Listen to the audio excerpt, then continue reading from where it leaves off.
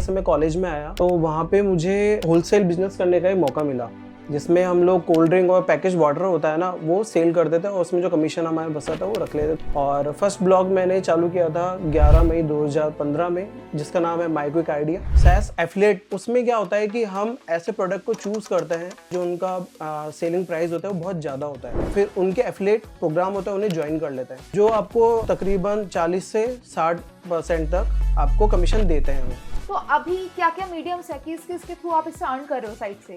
जो मेरे लिए वर्क कर रहा है वो है स्पॉन्सर्ड पोस्ट, एडसेंस और एफिलिएट। ये तीनों चीज़ों मिलाकर मैं इस साइट।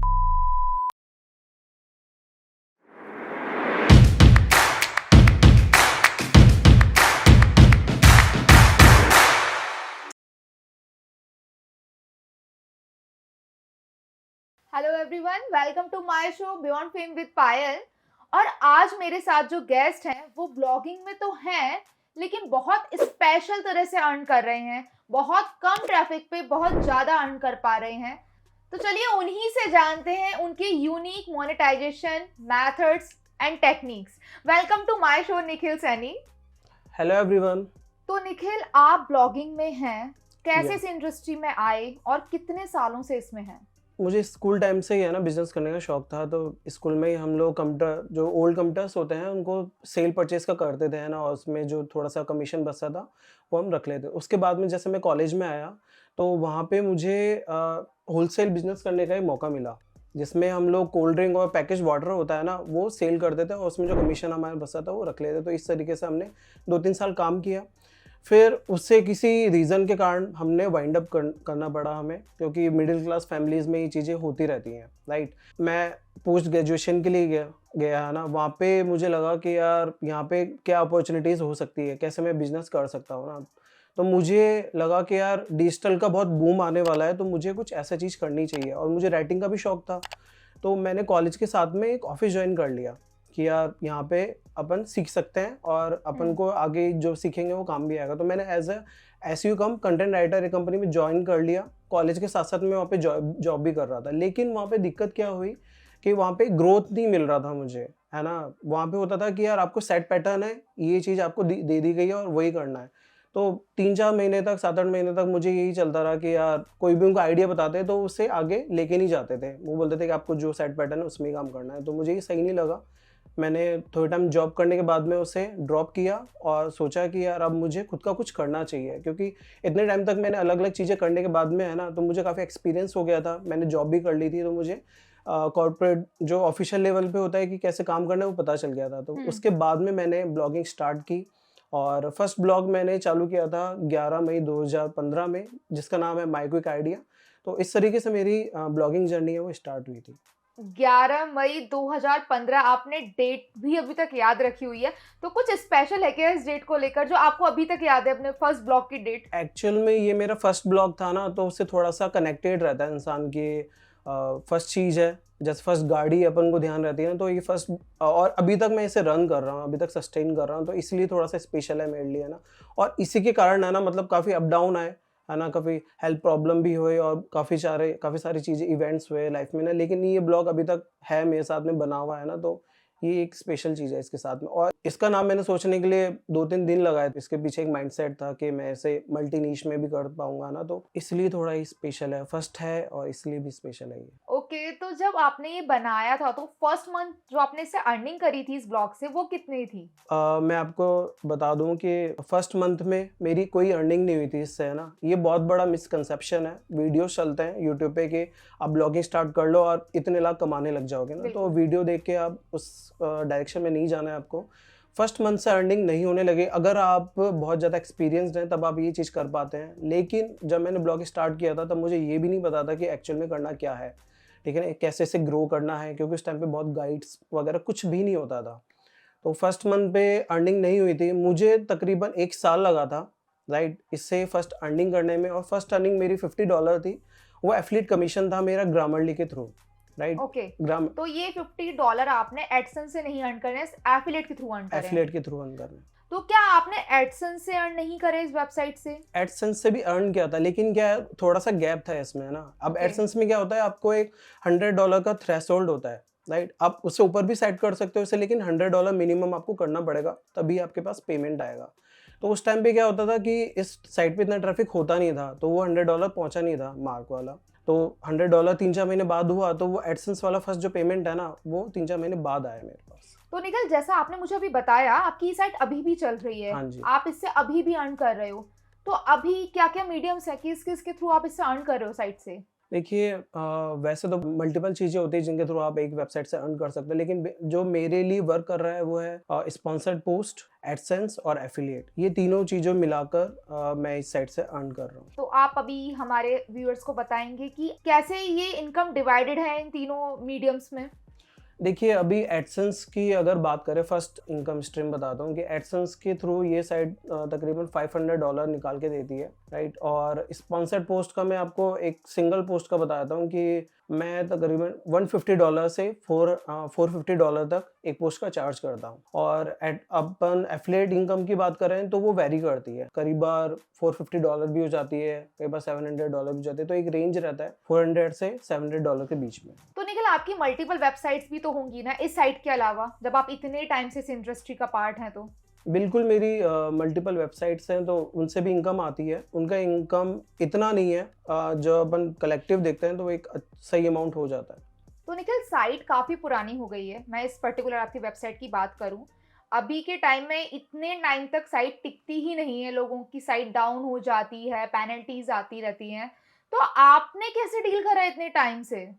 आप सही कह रही हैं, बिल्कुल बहुत ही बढ़िया क्वेश्चन पूछा आपने कि अप डाउन आते हैं साइट में। और अप डाउन कैसे आते हैं? ट्रैफिक कम होता है, ज़्यादा होता है, लेकिन क्या होता है कि आपको स्ट्रैटेजी चेंज करते रहना पड़ता है टाइम के हुँ। साथ में, है ना।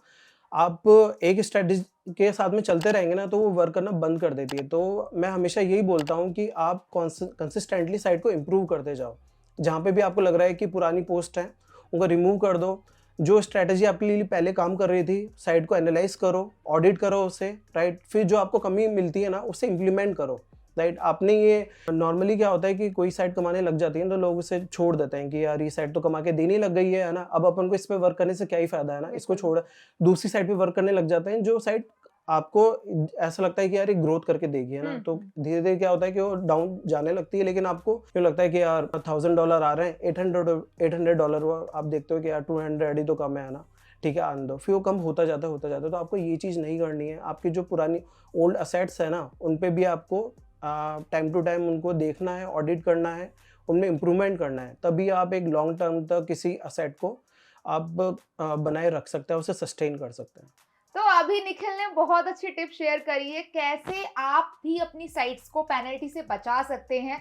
इतने टाइम से वो एक वेबसाइट चला रहे हैं जो अब तक डाउन नहीं हुई है, तो उन्होंने कैसे मेंटेन करा हुआ है ये सब अभी बताया है, और इस टिप के लिए एक लाइक तो उनके लिए बनता है। निखिल, तो आप जो अर्न कर रहे हैं, आप एफिलिएट से अर्न करते हैं, हाँ जी। लेकिन आपकी साइट का ट्रैफिक बहुत कम होता है, और बहुत कम ट्रैफिक होने पर भी आप बहुत अच्छा अर्न कर पा रहे हैं। तो आप हमारे व्यूअर्स को बताएँगे कि आप ये सब कैसे कर रहे हैं? बिल्कुल बताना चाहूँगा। देखिए कई बार क्या होता है कि क्वालिटी ट्रैफ़िक नाम की एक चीज़ होती है, राइट? तो अगर आपकी वेबसाइट पे वो आ रहा है ना और आप उसे कन्वर्ट कर पा रहे हैं अगर, तो आपको वो बहुत अच्छा रेवेन्यू बना के देगा। हुँ। मैं जो मॉडल यूज़ करता हूँ ना, उसका वो SaaS एफ़िलिएट आप उसे बोल सकते हैं, राइट? तो उसमें क्या होता है कि हम ऐसे प्रोडक्ट को चूज़ करते हैं जो उनका सेलिंग प्राइस होता है वो बहुत ज़्यादा होता है। फिर उनके एफ़िलिएट प्रोग्राम होता है, उन्हें जॉइन कर लेते हैं, जो आपको तकरीबन 40 से 60% तक आपको कमीशन देते हैं वो। तो आपको यानी कमीशन जो है उसमें 40 टू 60% मिलता राइट, है। राइट, है ना? आप नॉर्मल एफ़िलिएट में अगर आप देखेंगे ना तो 10 टू 15%, 20% इतना ही मिल पाता है, लेकिन और अमेज़न का तो उससे भी कम है। अमेज़न का उससे भी कम है, राइट? तो लेकिन अगर आप ऐसे सिंगल प्रोडक्ट पे जाते हैं, राइट? जिनका अगर मान लीजिए कोई प्रोडक्ट वैल्यू है ना, जिनका अगर मान लीजिए सेलिंग प्राइस है $3000 है, राइट? और उस पे आपको अगर 40% भी कमीशन मिलता है तो एक अच्छा खासा अमाउंट हो जाता है। मतलब मैं बताऊँ आपको कि मुझे कई-कई प्रोडक्ट्स हैं ना, तो उन पे $750 का कमीशन मिला हुआ है, एक सेल पे, ठीक है? और वो रिकरिंग होती है। तो निखिल, अभी भी बहुत सारे लोगों को पता ही नहीं है ये SaaS एफिलिएट क्या होता है। तो पहले आप हमारे व्यूअर्स को ये बता दीजिए कि SaaS एफिलिएट आखिर होता क्या है? देखिए दोस्तों, मोस्टली लोग जब एफ़िलिएट की बात आती है तो उन्हें लगता है कि अमेज़न एफ़िलिएट ही है, लेकिन SaaS एफ़िलिएट भी एक चीज़ होती है जिसमें आप इंडिविजुअल प्रोडक्ट पे काम करते हैं, राइट? अगर आप कोई भी इंडस्ट्री में है, किसी भी नीश पे काम कर रहे हैं, तो उसके लिए आपको प्रोडक्ट कहाँ से मिलेंगे, मैं आपको ये चीज़ बताता हूँ। सबसे पहली चीज़ होती है कि आप अपने कॉम्पिटिटर्स को फाइंड करिए, ठीक है। बहुत सारे टूल्स आते हैं, या फिर आप जिस भी नीश पे काम कर रहे हैं उनके कीवर्ड सर्च करिए, राइट। कि फॉर एग्जांपल आप ट्रैवल रिलेटेड कोई ब्लॉग है आपका, तो उस पर काम कर रहे हैं, तो आपको सर्च करना है कि ट्रैवल एफिलिएट प्रोग्राम्स। यहाँ पे आप जाएंगे ना, तो यहाँ पे आपको बहुत सारे ब्लॉग्स पे आपको पोस्ट मिल जाएंगे जिन पे वो एफिलिएट प्रोडक्ट लिस्ट करके रखते हैं कि आप इन प्रोडक्ट पे काम करके एफिलिएट कमीशन अर्न कर सकते हैं। तो पहला तो ये होता है कि आप गूगल पे सर्च करके इस टाइप की वेबसाइट निकाल सकते हैं। अब आपको जो प्रोडक्ट मिलेंगे ना, तो वो ऐसे मिलेंगे कि जिन पे थोड़ा सा कंपटीशन भी हो सकता है, क्योंकि बहुत सारे लोग सर्च करके उन पे आ रहे होंगे। लेकिन अगर आपको ऐसे प्रोडक्ट चाहिए जो जिनमें थोड़ा सा मतलब पोटेंशियल है और आपको वो कमा के दे सकें, तो इसके लिए आपको क्या करना है, आप मार्केट प्लेसेस पे जा सकते हैं। जैसे फॉर एग्जांपल मैं आपको बताऊं, एपसुमो हो गया, प्रोडक्ट हंट एक वेबसाइट है जो कि प्रोडक्ट को रेट करती है। तो इस टाइप की आप वेबसाइट पे जाए। एपसुमो का हम एग्जांपल लेते हैं, राइट। एपसुमो पे आप जाइए, वहाँ पे आपको प्रोडक्ट का कितना कितना सेल हुआ है, राइट, उस पर कमेंट्स रहते हैं, लोगों के क्वेश्चंस रहते हैं। तो आपको अपनी कैटेगरी से रिलेटेड वहाँ पे प्रोडक्ट निकालने हैं और ये देखना है कि यार सबसे ज़्यादा कमेंट कहाँ पे हो रहे हैं, राइट, सबसे ज़्यादा ऑफर किस प्रोडक्ट पे सही चल रहा है, राइट। आपको एक चीज़ बताऊं कि वहाँ पे आपको प्रोडक्ट का जो प्राइस है ना, वो देखना है कि मिनिमम 100 या $200 से ज़्यादा ही हो, क्योंकि जितना ज़्यादा प्रोडक्ट का प्राइस होगा ना, उतना ही आपको कमीशन अच्छा मिलने के चांसेस होंगे, ठीक है। वहाँ से आप प्रोडक्ट निकालो, राइट, उसकी वेबसाइट पे जाओ। आज के टाइम पे ये होता है कि हर प्रोडक्ट का एफिलिएट प्रोग्राम होता ही है। तो आप उसके वेबसाइट पे जाएंगे ना, तो वहाँ पे आपको एफिलिएट का लिंक मिल जाएगा। एफिलिएट प्रोग्राम आप ज्वाइन कीजिए और वहाँ पे उसका प्रमोट करना चालू कीजिए अपने ब्लॉग के थ्रू, राइट। तो इस तरीके से आप अपने सैस एफिलिएट है उसके थ्रू अर्न कर पाएंगे। तो निखिल, एफिलिएट प्रोग्राम के बारे में तो हमने फाइंड आउट कर लिया कि कैसे हम अच्छा एफिलिएट प्रोग्राम अपने लिए सेलेक्ट कर सकते हैं, पर सेल कैसे आएगी, ट्रैफिक कहाँ से आएगा हमारे पास? यहीं पे दोस्तों, यहीं पे जाके सारे लोग अटक जाते हैं ना कि मतलब ट्रैफिक कहाँ से आएगा, सेल कहाँ से आएगी, क्योंकि प्रोडक्ट सब ढूंढ लेंगे ना, बिल्कुल। राइट। मैं जो मेनली चीज़ वर्क करती है वो मैं बताता हूँ आपको। फर्स्टली क्या करना है, प्रोडक्ट का कीवर्ड रिसर्च करना है, राइट।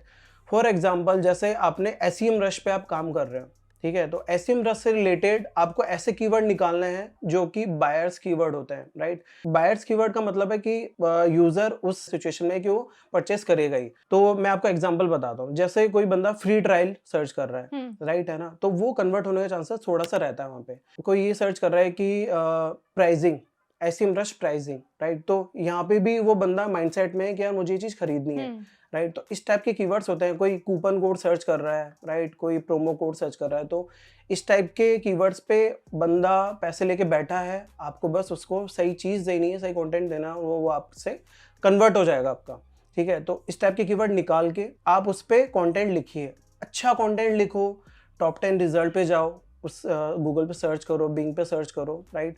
और टॉप 10 रिजल्ट जो भी दे रखे हैं ना, उनको पूरा रीड आउट करो थोरोली कि आप इसने किस टाइप का कंटेंट लिख रखा है। उसके अराउंड आप कंटेंट बनाओ, सही से कॉल टू एक्शन प्लेस करो, राइट। तो वहाँ से आपका सेल आने का चांसेस रहेगा। अब आप बोलेंगे कि यार इस टाइप के कीवर्ड्स अब जब हम सर्च करोगे, मैं आपको एक चीज़ बता दूँ, कई कीवर्ड्स ऐसे होंगे जिन पे सर्च ट्रैफिक होगा ही नहीं, जीरो ट्रैफिक बताएगा, लेकिन वहाँ से भी आपके 1-2 सेल निकल सकती है, ठीक है। अगर एक प्रोडक्ट $100 या फिर $150 का भी है, अगर आपको 40% कमीशन भी दे रहा है, तो आपके $40 बनते हैं एक सेल पे। अगर आप 4 या 5 सेल भी निकाल देते हैं ना, तो वहाँ पे आपके $200 एक प्रोडक्ट से निकल रहे हैं। तो आप ऐसे ही है ना मल्टीपल प्रोडक्ट टारगेट करके एक अच्छा खासा अमाउंट बना सकते हैं मंथली। तो अभी निखिल ने हमारे साथ बहुत अच्छी टिप्स शेयर करी हैं कि कैसे हम हाई कमीशन वाले एफिलिएट्स की हेल्प से अच्छा पैसा बना सकते हैं।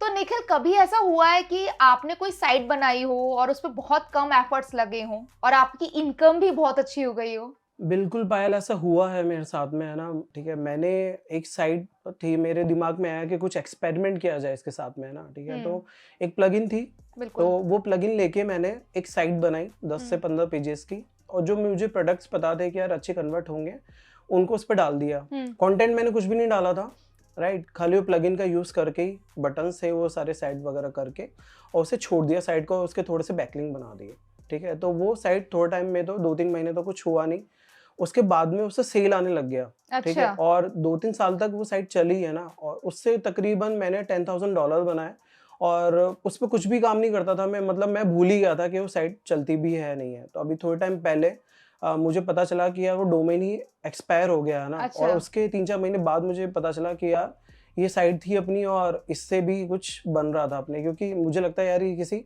दूसरी साइट से आ रहा होगा, लेकिन जब मैंने एनालिटिक्स चेक किया तो पता चला कि यार ये साइट भी बना के दे रही थी, तो ऐसी चीज़ भी होती है। तो यहाँ पे निखिल ने बहुत अच्छा एग्जाम्पल दिया कि कैसे ज़्यादा एफर्ट करे बिना ही उन्होंने एक साइट से इतनी अर्निंग कर ली। उन्हें ये भी नहीं पता था कि इतने रुपए इस वाली साइट से आ रहे हैं, उनका डोमेन एक्सपायर हो गया। तो निखिल अभी एआई कंटेंट काफ़ी ट्रेंडिंग है, तो आपके क्या व्यूज़ हैं? क्या आप एआई कंटेंट यूज़ करते हो अपनी साइट्स पर? देखिए, अभी ट्रेंडिंग पे तो है एआई, है ना, राइट? और गूगल, मतलब इसके साथ में बहुत बड़ा मसला भी हुआ पायल कि कभी गूगल बोलता है कि यार हम इसको अलाउ नहीं करेंगे, फिर हुँ। गूगल बाद में बोलता है कि अलाउ करेंगे। तो हुँ। मेरे इसमें पर्सनल व्यूज़ क्या है ना, मैं वो बताता हूँ आपको। देखिए, क्या होता है कि आप अपनी वेबसाइट पे कंटेंट डालते हैं ना, ठीक है? तो आप अगर किसी ह्यूमन राइटर से लिखवा रहे हैं या खुद लिख रहे हैं, तो वो भी वर्ड्स ही होंगे, राइट? और एआई भी आपको वर्ड्स लिख के देगा, राइट? मेन क्या होता है कि आपसे जो यूज़र कीवर्ड डाल के आपकी वेबसाइट पे आ रहा है ना, तो वो क्या सर्च करके आ रहा है ना, और आप उसे क्या दे रहे हैं, क्या सर्व कर रहे हैं ना, वो मिट आउट होना चाहिए वहाँ पे, ठीक है ना? हुँ। वो मतलब अगर मैं इन शॉर्ट में बोलूँ तो कीवर्ड का इंटेंट फुलफिल होना चाहिए, ठीक हुँ। है? तो आप अभी के टाइम पे क्या हो रहा है कि लोग एआई कंटेंट निकाल के, है ना, उसे वैसा का वैसा प्लेस कर रहे हैं। एआई कंटेंट यूज़ में ले सकते हैं, लेकिन उसे थोड़ा-सा आपको ऑप्टिमाइज़ करना होता है। हुँ। ऑप्टिमाइज़ करने के बाद में आप उसे अपनी वेबसाइट पे प्लेस कीजिए, वो यूज़र की जो क्वेरी होगी उससे भी फुलफ़िल करेगा। तो वहाँ पे इस तरीके से अगर आप काम करते हैं ना, तो आप एक सक्सेसफुली एआई राइटर को यूज़ ले सकते हैं। तो निखिल प्रॉपर वे क्या है कंटेंट लिखने का? अगर हम एआई का यूज़ करके कंटेंट लिख रहे हैं, तो हमें आखिर लिखना किस तरह से चाहिए? क्योंकि बहुत सारे लोगों को अभी भी नहीं पता एआई से कंटेंट कैसे लिखवाया जाए। वो सिर्फ चैट जीपीटी का इस्तेमाल करके कॉपी पेस्ट कर देते हैं। तो अगर आपको कंटेंट निकालना है ना, तो चैट जीपीटी बहुत ही बढ़िया सोर्स है कि जहाँ से आप कंटेंट निकाल सकते हैं। तो आपको क्या करना है, पहले आपको प्रॉम्प्ट सही से लिखना है कि आपको एग्जैक्टली चाहिए क्या। एक्चुअल में अगर मैं सिंपलेस्ट फॉर्म में बोलूँ तो चैट जीपीटी एक बच्चे जैसा है। जैसे आपको बच्चे को सिंपल वर्ड्स में बताना पड़ता है ना कि यार यहाँ पे जाओ, इस शॉप पे जाओ, ये हुँ। करो, ये इस तरीके से होनी चाहिए। वैसे ही आपको चैट जीपीटी को बताना होगा कि आपको किस टाइप का कंटेंट चाहिए, हुँ। राइट? और चैट जीपीटी से जो जनरल कंटेंट है ना, जो कभी चेंज नहीं होता ना, वो उस टाइप का कंटेंट बहुत सही देता है। अगर आप ये एक्सपेक्ट करोगे कि यार चैट जीपीटी से फैक्चुअल कंटेंट आएगा, तो वो नहीं आएगा, हुँ। राइट? आप क्या करो, पहले अगर आपको कोई, फॉर एग्जांपल मैं ब्लॉग का एक एग्जांपल ले लेता हूँ कि आपको ब्लॉग के लिए कंटेंट चाहिए, कि जैसे ट्रैवल नीश से रिलेटेड आपको कंटेंट चाहिए, तो आपकी जो भी रिक्वायरमेंट है ना, पहले आप वो लिख लो हुँ। कि यार मुझे इस टाइप का कंटेंट चाहिए। चैट जीपीटी को ये कमांड दो कि यार मुझे इससे रिलेटेड वो आउटलाइन बना के दे। पहले आउटलाइन के लिए आपने दे दिया कि यार मुझे ये चीज़ चाहिए ना, फिर आउटलाइन को देखो कि आउटलाइन उससे सही लिखी है नहीं लिखी है, राइट? आपको ये नहीं देखना कि आउटलाइन लिख ली और उसके बाद में डायरेक्टली आप कंटेंट जनरेट करने लग जाओ। आउटलाइन देखो कि यार इसमें जो मुझे मेन पॉइंट चाहिए थे वो आए हैं या नहीं आए हैं। हुँ। आप अपनी तरफ से भी रिसर्च करके डाल सकते हो कि यार ये भी चीज़ होनी चाहिए, तो आप उसको कमांड देना है कि यार ये चीज़ भी ऐड कर लो, तो वो इम्प्रोवाइज़ करके आपको दे देता है। अब आपको आउटलाइन लिखने के बाद में डायरेक्टली उसको ये कमांड नहीं देना है कि इसके अकॉर्डिंग आप कंटेंट लिख के दे दो। अगर आपके आउटलाइन में अगर 8 सेक्शन है ना, तो आपको सेक्शन बाय सेक्शन उससे बोलना है कि इंट्रो सेक्शन लिख दो, उसके बाद में जैसे कोई फीचर है, राइट? तो आप, या फिर कहीं पे आप जा रहे हो, ट्रैवल आइटनरी है ना, तो ट्रैवल आइटनरी लिख दो, है ना? तो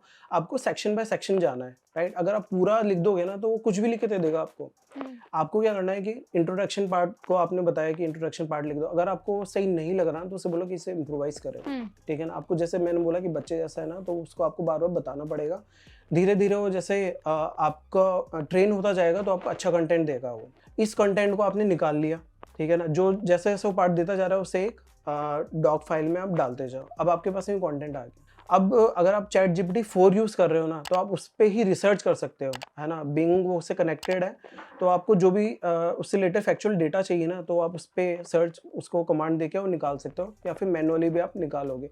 ये काम आपको मैनुअल करना पड़ेगा। आपके पास में अगर रॉ फॉर्मेट में कंटेंट आया है ना, आपके पास में फुली प्रिपेयर्ड चीज़ नहीं आई है ना, फुली प्रिपेयर्ड डिश के लिए आपको थोड़ी-सी मेहनत करनी पड़ेगी, ठीक है? रॉ फॉर्मेट में आपके पास कंटेंट आया, अब आप इसमें देखो कि यार कहाँ पे मैं फैक्चुअल चीज़ ऐड कर सकता हूँ। अब इसमें आपको इमेजेस ऐड करनी है। अगर आप इसमें कोई आपको रिलेटेड वीडियो है, यूट्यूब पे सर्च कीजिए, आपने कोई वीडियो बना रखा है, वो आप ऐड कीजिए। इसे ऐसे ही ऑप्टिमाइज़ कीजिए, क्योंकि चैट जीपीटी कंटेंट देगा ना, वो आपको फुली ऑप्टिमाइज़ नहीं देगा, हुँ। ठीक है, राइट? आपको अपना जो कीवर्ड है, वो इसमें ऑप्टिमाइज़ करना है। ओवरडू नहीं करना है कि आप बहुत ज़्यादा स्टफिंग कर रहे हो, राइट? इसको इसकी हेडिंग्स ऑप्टिमाइज कीजिए। आप कहीं पे आपको लग रहा है कि फ्लो आपका गड़बड़ा रहा है तो वो फुली उसको ठीक कीजिए। अगर कहीं पे ग्रामेटिकल एरर आ रहे हैं वो आप सही कीजिए।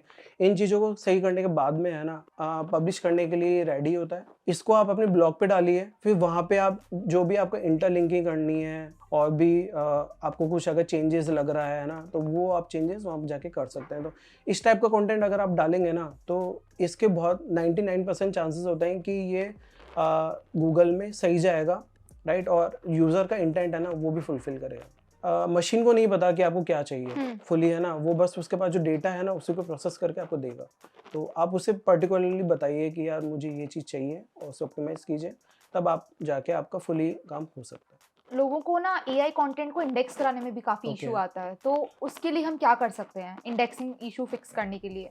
ओके, तो मैं जनरली क्या करता हूँ, जैसे कोई कंटेंट है तो चैट जीपीटी से मुझे मान लो ये दिक्कत आ रही है, तो एक और इसकी जैसे मतलब चैट जीपीटी के सिमिलरली एक टूल है claude.com है, वहाँ आप जाइए, है ना, ठीक है, वो इससे बेटर कंटेंट आपको निकाल के देगा। और अगर चैट जीपीटी भी आप हो ना और आपका कंटेंट इंडेक्स नहीं हो रहा है तो सबसे पहले आप अपना जो प्रॉम्प्ट है ना, प्रॉम्प्ट इंजीनियरिंग का बहुत बड़ा गेम है। अगर आप प्रॉम्प्ट ढंग से दे रहे हो ना तो आपको वो बहुत सही कंटेंट निकाल के देगा, क्योंकि अगर आप कोई कंटेंट निकाल रहे हो ना किसी टॉपिक से रिलेटेड तो आपके जैसे हजारों लोग हैं जो प्रॉम्प्ट डाल रहे हैं और क्या पता वो उसी कीवर्ड से रिलेटेड डेटा निकाल रहे हो, कीवर्ड कंटेंट निकाल रहे हो, तो ये चीज़ भी पॉसिबल है ना। इसको एलिमिनेट करने के लिए आप अपना प्रॉम्प्ट पर्सनलाइज प्रॉम्प्ट बनाइए, कस्टम प्रॉम्प्ट्स बनाइए और उनके थ्रू अपना डेटा निकालिए। आप ये नहीं कि कोई इसने आपको दे दिया, कोई पब्लिकली सेल हो रहा है, आपने वो कंटेंट आपने वो प्रॉम्प्ट निकाला और उसके थ्रू आप जनरेट कर रहे हो, आप उसमें थोड़ा कस्टम करो कि यार मेरी ये नीड है, वो ऐड करो और उसके थ्रू निकाल लो। फिर जो मैंने ऑप्टिमाइजेशन आपको बताया ना कि इमेजेस ऐड करो, उसमें टेबल ऐड करो,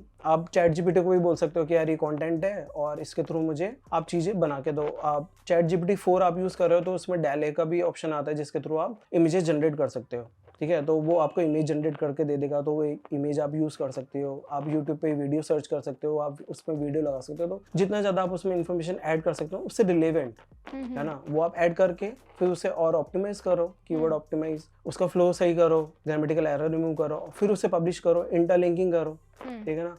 और फिर भी नहीं हो रहा ना तो क्लस्टरिंग करो। आप जो भी कीवर्ड से रिलेटेड काम कर रहे हो, मान लो ये टेबल्स है, यहाँ पे ये टेबल पड़ी है, इससे रिलेटेड कोई कंटेंट लिख रहे हो तो इससे रिलेटेड आप 5-7 कंटेंट और लिखो, ठीक है, तो उससे फायदा क्या होगा कि आपका जो मेन कीवर्ड होगा ना उससे एक बैक मिलता है, उससे वो पावर अप होता है और उन सबको आपस में आप इंटरलिंक करो। इंटरलिंक से जो पावर फ्लो होगा ना वहाँ से आपको इंडेक्सिंग का जो इशू है ना वो आपका रिमूव हो जाएगा। और इसके लिए एक और चीज़ आती है, रैंक मैथ प्लगइन आती है ना, तो उसका आप एपीआई, गूगल एपीआई उससे इंटीग्रेट करके वो भी आप यूज़ करो तो इससे भी आपकी प्रॉब्लम सॉल्व हो जाएगी। तो यहाँ पर निखिल ने बता दिया है जो भी इंडेक्सिंग इशू फेस कर रहे हैं और एआई कंटेंट कराते हैं वो इन टिप्स को फॉलो कर सकते हैं, आपका कंटेंट जरूर इंडेक्स्ड हो जाएगा। निखिल, तो पहले क्या होता था, वेबसाइट्स जल्दी रैंक हो जाया करती थी, लेकिन अभी वेबसाइट्स अच्छा खासा टाइम लेती हैं रैंक होने में। आपकी क्या व्यूज हैं, क्या आने वाले टाइम में टाइम और बढ़ेगा या कम हो जाएगा, और आपकी क्या स्ट्रेटेजीज हैं वेबसाइट को जल्दी रैंक करने के लिए? अभी आप सही कह रहे हैं कि अभी करंट टाइम में रैंकिंग का जो टाइम वो बढ़ गया है। पहले होता था कि हम लोग स्पैम कर लेते थे, राइट, और साइट को रैंक कराते थे कि डाले जो कमेंट वाले और ये सब कर करके बैकलिंक्स का बहुत जल्दी आपको वो रिफ्लेक्ट करते थे साइट पे, उसकी रैंकिंग बहुत जल्दी रिफ्लेक्ट करते थे। लेकिन अभी के टाइम पे क्या हुआ, जैसे गूगल के बहुत फ्रिक्वेंटली अपडेट आए तो उससे रैंकिंग टाइम है ना पे इम्पैक्ट आया, वो एक डिफरेंस देखने को मिलेगा आपको, है ना। लेकिन इसमें एक चीज़ क्या मैटर करती है कि आप किस नीश पे काम कर रहे हैं। अगर आप ऑलरेडी ऐसे नीश पे हैं कि जिस पे ऑलरेडी बहुत सारा कंटेंट है ना, तो आपको अथॉरिटी साइड से कम्पीट करना पड़ेगा। तो यहाँ पे कीवर्ड रिसर्च का बहुत बड़ा रोल है। अगर आपको किसी नीश पे ब्लॉग स्टार्ट करना है तो आप उसके जो जनरल कीवर्ड्स हैं, राइट, जो बड़ी वेबसाइट टारगेट कर रही है उनको छोड़िए, है ना, आप मैक्रो नीश पे जाइए, ठीक है। आप एक कीवर्ड को पकड़िए, उसके अराउंड ब्लॉग बनाएंगे। फॉर एग्जांपल जैसे आपको एलेक्सा है ना, एलेक्सा इको है, तो उससे रिलेटेड कोई ब्लॉग स्टार्ट करना है तो आप उससे रिलेटेड सारे कीवर्ड निकालो, ठीक है। मैं तो बोलता हूँ कि 100 ब्लॉग पोस्ट आप उसके अराउंड लिख दो, वहाँ से आपको काफ़ी सही ट्रैक्शन देखने को मिलेगा। हाउएवर आप कुछ एक चीज़ें हैं जो चेंज हुई है तब से अभी तक, आप क्या कर सकते हैं कि अगर आप पहले ही जैसे प्रैक्टिस कर रहे हैं कंटेंट पब्लिश करने के लिए तो वो आपको चेंज करना पड़ेगा, इंप्रूव करना पड़ेगा। आपको जो इम्प्रूव्ड बैकलिंक टेक्निक्स होती है वो जैसे गेस्ट पोस्टिंग, आप नीश एडिट्स भी कर सकते हो, ठीक है। तो इस टाइप की चीज़ें आपको यूज़ में लेनी है। और इसके अलावा अगर आप जनरल चीज़ों पे ही काम कर रहे हैं, फॉर एग्जांपल जैसे आपने ब्लॉग्स पे देख लिया और आप पब्लिश करना चालू कर दिया आपने, तो ये चीज़ आपको नहीं करनी है। मैंने आपको बताया कि आप माइक्रो नीश में जाएँ, उसको थोड़ा-सा डीप डाउन करें कि आप ऐसे कीवर्ड्स पे काम करें जिन पे थोड़ा-सा कॉम्पिटिशन कम हो। तो ऐसा करके आप जो ये एक फिनोमिना बन गया है कि अभी ब्लॉगिंग करना बहुत ज़्यादा हार्ड हो गया है, तो इससे आप बाहर आ पाएँगे। तो निखिल, जो बिगिनर्स हैं, जो ब्लॉगिंग में अभी अपना करियर स्टार्ट करना चाहते हैं या ओके। बिल्कुल नए आए हैं, उनके लिए क्या टिप्स देना चाहेंगे आप? तो मैं 3 या 4 टिप्स देना चाहूँगा। सबसे पहले टिप मेरी तरफ से ये है कि आपके पास में एक मेंटर होना चाहिए, राइट? अगर आपके पास में एक मेंटर है ना, तो आपका लर्निंग कर्व छोटा हो जाता है, राइट? उसके बाद में सेकंड चीज़ ये है कि अगर आप कोई ब्लॉग स्टार्ट करते हैं ना, तो उस पे आपको पेशेंस रखना है, राइट? अगर आप कोई भी वीडियो देख के उस पे आ रहे हैं, ब्लॉगिंग स्टार्ट कर रहे हैं, तो उससे थोड़ा-सा होल्ड करके आपको ये देखना है कि मैं इसे कैसे ग्रो कर सकता हूँ, आपको पहले उस पे ट्रैफिक लाना है। थर्ड चीज़ है कि आपको कंसिस्टेंटली वर्क करना है उस ब्लॉग पे। आप ये करें कि आप शेड्यूल बना लें और उसके थ्रू वर्क करें ना, तो आपको सक्सेस ज़रूर मिलेगी। आप ब्लॉग स्टार्ट करते हैं तो आप एटलीस्ट 6 महीने का टाइम लेके चलें। 6 महीने में आपको अगर कंसिस्टेंटली काम करते हैं, आपकी सही स्ट्रैटेजी है, आपका कीवर्ड रिसर्च बढ़िया है, तो आपको सक्सेस मिलेगी। उस साइड का पैसे बनाने देने के चांसेस है ना काफ़ी ज़्यादा बढ़ जाएँगे। तो ये 3 टिप्स मेरी तरफ से हैं जो मेरे मतलब 8 साल के एक्सपीरियंस के बेसिस पे आपको बता रहा हूँ। तो यहाँ पर निखिल ने हमें काफी सारी टिप्स बताई हैं, अपनी काफी सारी नॉलेज हमारे साथ शेयर करी है, तो उनके लिए एक लाइक जरूर बनता है। वीडियो पर लाइक करना बिल्कुल ना भूलें। आपको निखिल से जो भी क्वेश्चंस पूछने हैं एफिलिएट के अराउंड, आप वो कमेंट बॉक्स में उनसे पूछ सकते हैं। आपके सारे क्वेश्चंस का रिप्लाई निखिल आपको जरूर करेंगे। आप हमारे चैनल पर नए हैं तो सब्सक्राइब करना बिल्कुल मत भूलिएगा और इस वीडियो को लाइक और शेयर करिए उन अपने फ्रेंड्स के साथ जो ब्लॉगिंग में अपना करियर बना रहे हैं। थैंक यू निखिल, हमारे शो पर आने के लिए और अपना कीमती समय हमें देने के लिए। वेलकम।